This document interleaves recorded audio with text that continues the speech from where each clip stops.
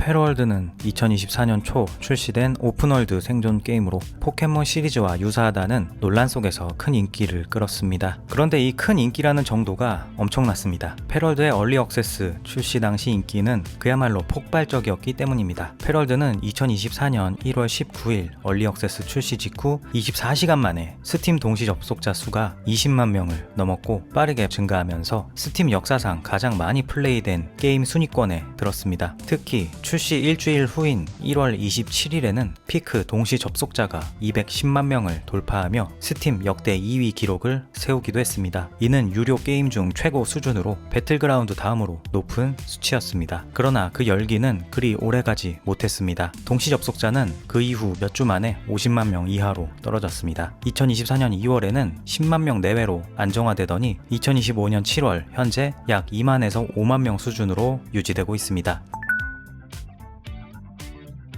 닌텐도가 팰월드 개발사인 포켓페어에 소송을 제기한 것은 출시 후 약 8개월이 지난 2024년 9월이었습니다. 초기 출시 당시 팰월드는 여러 표절 논란이 있었으나 PC와 엑스박스 중심의 얼리 액세스 게임으로 닌텐도의 주요 시장인 콘솔과 직접 경쟁하지 않았기 때문에 닌텐도는 즉각적인 반응을 하지 않는 듯 했습니다. 닌텐도가 팰월드의 얼리 액세스 시기 소송을 바로 제기하지 않고 2024년 9월에 시작한 이유는 주로 법적 준비 과정과 전략적 고려 때문입니다. 팰월드는 출시 직후 수백만 장 판매되며 인기 폭발했지만 닌텐도는 즉시 대응하지 않고 게임 메카닉을 관찰하며 증거를 수집하고 특허를 강화하는 데 시간을 투자한 것으로 보입니다. 소송은 팰월드가 닌텐도의 게임 플레이에 관한 특허를 침해했다고 주장하고 있습니다. 그중 두 가지는 포켓몬을 잡기 위해 포켓볼을 사용하는 것처럼 캐릭터를 수집하는 것과 관련이 있었고, 다른 하나는 말을 타고 있는 상태에서 새를 타고 나는 상태로 전환하는 것처럼 탑승 물체 간의 매끄러운 전환과 관련이 있었습니다. 닌텐도가 팰월드에게 소송을 제기했을 때 모두 캐릭터 디자인에 대한 것일 줄 알았으나 이렇게 플레이 메커니즘에 관한 특허 소송을 선택한 이유는 디자인 유사성이란 것은 주관적이고 증명하기 어렵다는 점 때문으로 보입니다. 예를 들어 팰월드의 팰 디자인은 포켓몬을 연상시키지만 그것을 직접적인 복제라기보다는 패러디나 영감으로 해석될 여지가 크기에 모델 비교나 창작 과정 증명을 통해 침해를 입증해야 하는데, 이는 법적으로 복잡하고 성공 가능성이 낮다고 봤을 수 있습니다.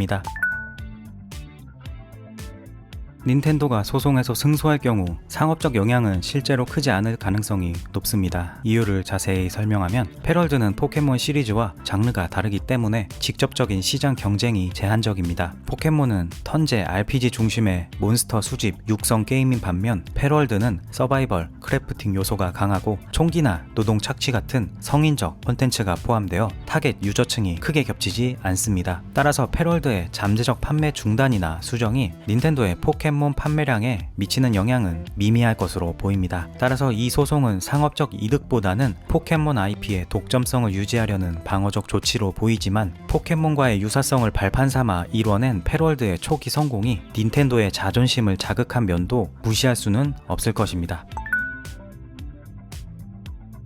그러나 닌텐도의 의외의 행보가 주목받고 있습니다. 오히려 시간이 흘러가며 소송을 건 닌텐도가 절박해 보인다는 것입니다. 2025년 7월 들어 닌텐도는 일본 특허청에 이번 소송과 관련된 해당 특허의 설명을 변경 신청했는데, 그것에는 무엇 하는 경우에도 무엇 하더라도 같은 비표준적이고 주관적인 표현을 추가하며 청구 범위를 더 구체적으로 조정하려 했기 때문입니다. 이 행동이 절박해 보이는 이유는 소송 중 특허를 수정하는 건 보통 원래 주장이 취약할 때 하는 위험한 전략이기 때문입니다. IP 전문가 플로리안 뮬러는 이를 승리를 위해 이상한 짓을 하는 절박한 시도라고 표현하며 닌텐도가 자신의 전략을 이해하기 어렵게 만들고 있다고 지적했습니다. 그는 게임 산업 베테랑으로서 이런 변경이 재판부를 설득하기 어렵고 오히려 약점을 노출할 수 있다고 분석했습니다. 또한 팰월드 개발사 포켓페어가 이미 해당 기능을 제거하거나 변경한 상태라 닌텐도의 주장이 설득력이 떨어지게 된 점도 이 발언의 배경으로 작용합니다. 많은 사람들은 이것이 닌텐도가 공황 상태에 빠지기 시작했다는 첫 징후라고 추측하고 있습니다.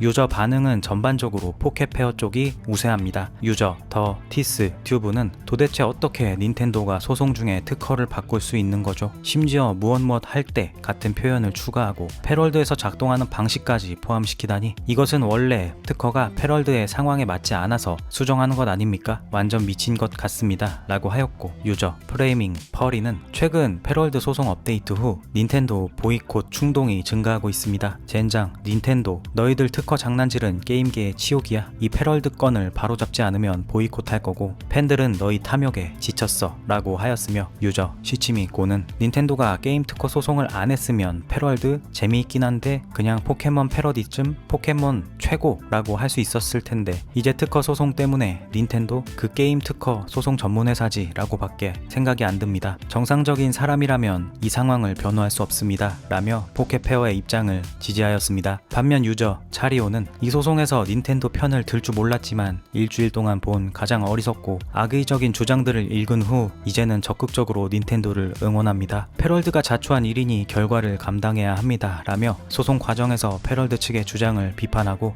닌텐도의 승리를 바란다고 하였습니다. 그럼 이번 영상은 여기까지 하겠습니다. 저는 다음 영상에서 찾아뵙겠습니다. 시청해주셔서 감사합니다.